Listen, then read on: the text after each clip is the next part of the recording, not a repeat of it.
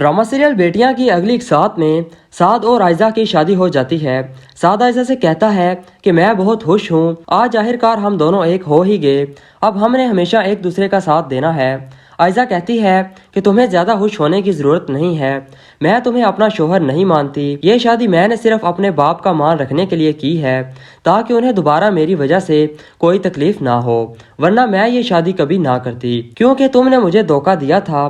साथ कहता है कि तुम्हें धोखे से यहाँ बुलाना मेरी मजबूरी थी, मैं तुम्हें किसी और का होते हुए नहीं देख सकता था। अब शादी के अगले दिन साद की माँ साद से पूछती है कि तुम इतने उदास क्यों हो, क्या हुआ है तुम्हें। साद कहता है कि आयजा मुझसे सीधे मुंह बात नहीं करती, वो कहती है कि ये शादी उसने सिर्फ अपने बाप की खातिर की है, मेरी खातिर नहीं। अब साद की माँ आयजा से कहती है कि आयजा ये शादी जैसे भी हुई अब हो गई है, मैं जानती हूँ कि साद से गलती हुई थी, उसे तुम्हारी शादी नहीं खराब करनी चाहिए थी, लेकिन अब क्या तुम साद को इस बात की सजा दोगी, तुम साद को माफ कर दो। अब साद का बाप साद के पास आता है।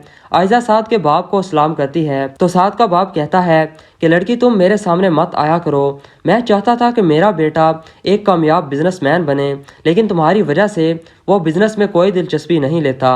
अब आयजा साद से कहती है तुम्हारे डैड आए थे और वो मुझे इतनी बातें सुना कर गए हैं, तुम अगर एक कामयाब बिजनेसमैन नहीं हो तो इसमें मेरा क्या कसूर है।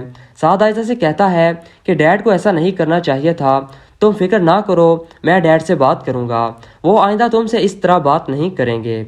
अब साद अपने डैड के पास जाता है और उनसे कहता है कि आखिर आप चाहते क्या हैं, पहले आप मुझे बातें सुनाते रहते थे और अब आप मेरी बीवी को बातें सुनाकर आ गए हैं। साद का डैड कहता है कि तुम्हारी शादी अब हो गई है, अब इस सब से बाहर निकलो और बिजनेस को संभालो, मैं इतना बड़ा बिजनेस अकेले नहीं संभाल सकता हूँ।